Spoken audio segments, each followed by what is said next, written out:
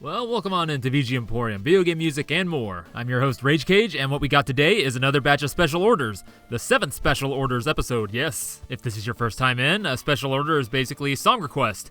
And you can send them on into VGMporium@gmail.com or into the Discord, which is linked in the show notes. And basically, I'll just get about maybe 5 or 6 songs, and then I'll do its own dedicated episode. And so we're just going to get right into it. What we opened up with today was Air Battle C, title, round 3 and 6, from 1943 Kai, composed by Harumi Fujita, and special ordered in by Professor Tom. And this is the PC Engine version. And just a note here that he had originally ordered in Air Battle B, but that one was defective. There's like kind of just some bass tone that would just keep going all throughout the song after a certain point. So I had to reorder in a track from the game, and they sent me this one, and I believe it's just as good, if not better. So let's see, 1943 Kai. It is a remake of 1943, which is a sequel to 1942, which is a classic in the shoot 'em up genre. And in this remake, they pretty much update everything. The graphics, the music is all brand new. They reduced the number of stages from 16 to 10, though they increased that number again with the PC Engine version.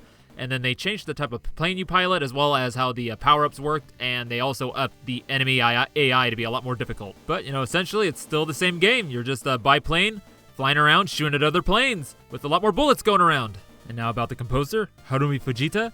She is a classic Capcom composer.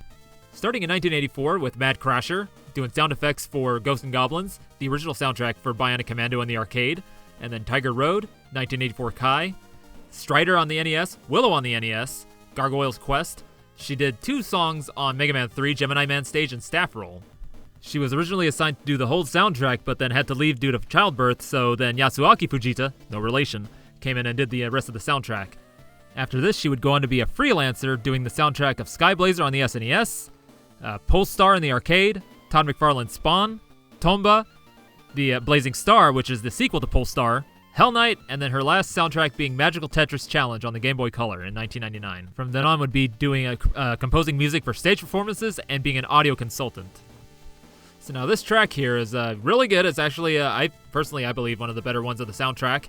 The track that Professor Tom had originally ordered in, Air Battle B, was a little bit more of a bluesy tune, whereas this one's kind of like a jazz fusion-y kind of sound, if that's the best way to put it. So I hope you enjoyed this one, Tom. And folks, if you're curious as to who Professor Tom is, if you don't know already, he is the host of Shujin Academy VGM Club. He is, you could say, a brother podcast of mine because we both started around the same time, and it's a really good listen. I would highly recommend you go check him out.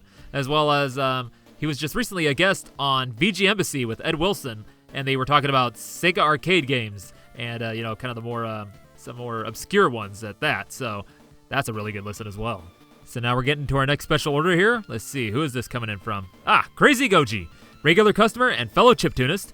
This is Sneak King by Telan Devik.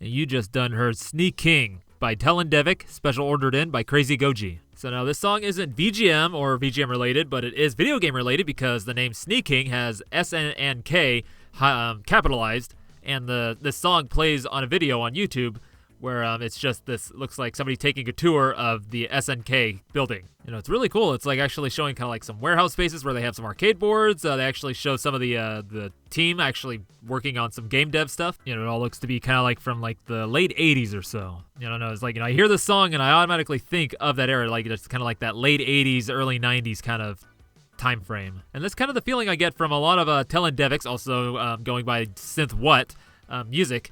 Because, yeah, it's all kind of like this, kind of like cool, kind of like synthy, not quite electro, not quite synthwave sound. I don't really know what to call this type of music. It's really kind of nebulous for me, but I like it. And also, I Am Anolis is another one that does this music who I'm really familiar with. I'm not too familiar with Telan Devik, but I am going to become familiar with Telan Devik. And, you know, checking out some of their stuff, it ranges from this to actual synthwave to kind of breaks, like you know, here in this song he actually goes into like a spot where like you hear some drum and bass breaks, and he does a lot of that stuff too. And so I gotta thank Crazygoji for ordering this one in and turning me onto this guy, because it's all really good. I highly recommend you go check out all of Telan Devik's, or again it's Synth What on YouTube, as well as also check out Crazygoji's music. And actually a good way to jump into his music is to go on SoundCloud, look up his debut album Horsey Tunes through Lilypad, and yeah, no, that I just listened to that the other day, and it is really good. It is he made it mostly with Jenny VST, which emulates the YM2612, the you know, Sega Genesis sound chip, along with a few other VSTs in Ableton. And yeah, you just, damn, you really outdid yourself there, boy. And you know, I can definitely hear some of that Hanzawa influence that you're talking about in your description there.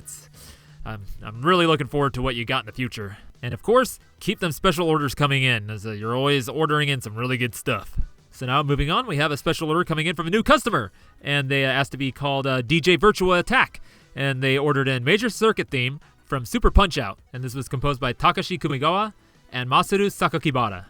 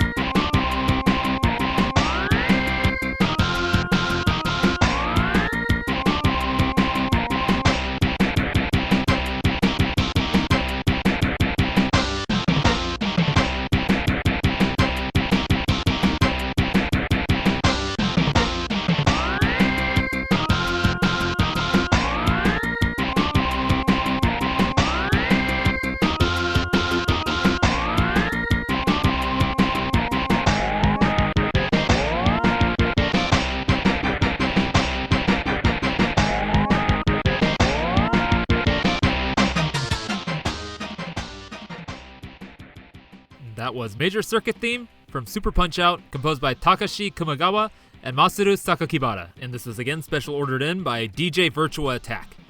As to what kind of DJ they are, I'm not quite sure. They have an Instagram at VibeTinyNoon, but there's nothing posted on there quite yet, and yeah. Now, what kind of game is Super Punch-Out? Well, it's right there in the name. You punching dudes out, and this time it's super ridiculous. And as you can probably tell, this is the sequel to Punch-Out, in which you took on the role of Little Mac and you went up against all these big old boxer dudes. And so in the sequel, Super Punch-Out, you take on Little Mac once more, though this time he is blonder. That don't make no sense, but hey, there it is. And you're taking on big opponents once more, and they're all the more ridiculous, just all over the place. In the case of the major circuit, you take on Bob Charlie, which is basically Bob Marley, but a boxer. Dragon Chan, which is Bruce Lee as a boxer. Masked Muscle, which is a heel wrestler who happens to be boxing. And Mr. Sandman, who was returning from the previous Punch-Out. As well as 12 other opponents that you take on in the other circuits, though, and all of them unique, even though some of them are palette swaps. And but they're all really well animated, like really cartoony looking. The music, it's kind of like it's like this stuff right here. It's all just kind of like standard SNES rock kind of sound. Nothing to write home about. Though that's not to downplay the composers in this. Though speaking of which, let's start off with Takashi Kumegawa. They only have about 6 credits for as far as VGM. Starting with Zoda's Revenge, Star Tropics 2 in 1994, and then Super Punch-Out, then V Tetris on the Virtual Boy, Virtua Fishing on Virtual Boy, SD Gundam Dimension War on Virtual Boy, and then ending with Aero Gauge on the N64 with only sound effects. Take note of Aero Gauge, some foreshadowing for next week's episode. Now on to Masaru Sakakibara. They only have 1 composition credit to their name, which is Super Punch-Out. The rest of his credits are for programming, for starting with Yoshi's Story in 1997, doing a few of the Legend of Zelda games such as Majora's Mask, Ocarina of Time, and Wind Waker, various of the Animal Crossing games, New Super Mario Bros., and then his latest programming credit was Nintendo Switch Sports. And that's all I got for you. So thank you again, DJ Virtuattak, for the special order. And, if you have a spot where, you actually have stuff, music features that you've made or, whatever, your DJ sets or whatever you're doing that aren't on Instagram, send them my way so I can link it. Because, I'm kind of curious as to what you're doing.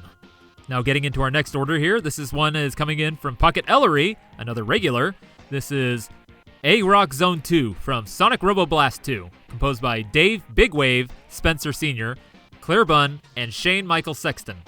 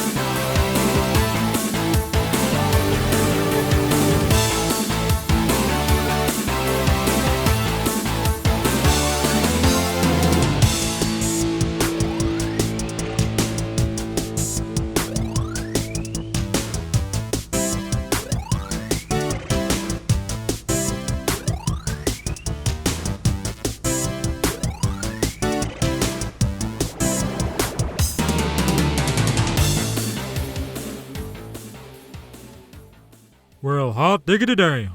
That was Egg Rock Zone 2 from Sonic Robo Blast 2, composed by Dave, Big Wave Dave Spencer Sr., Clairebun, and Shane Mychal Sexton. And this was, again, special ordered in by Pocket Eleri.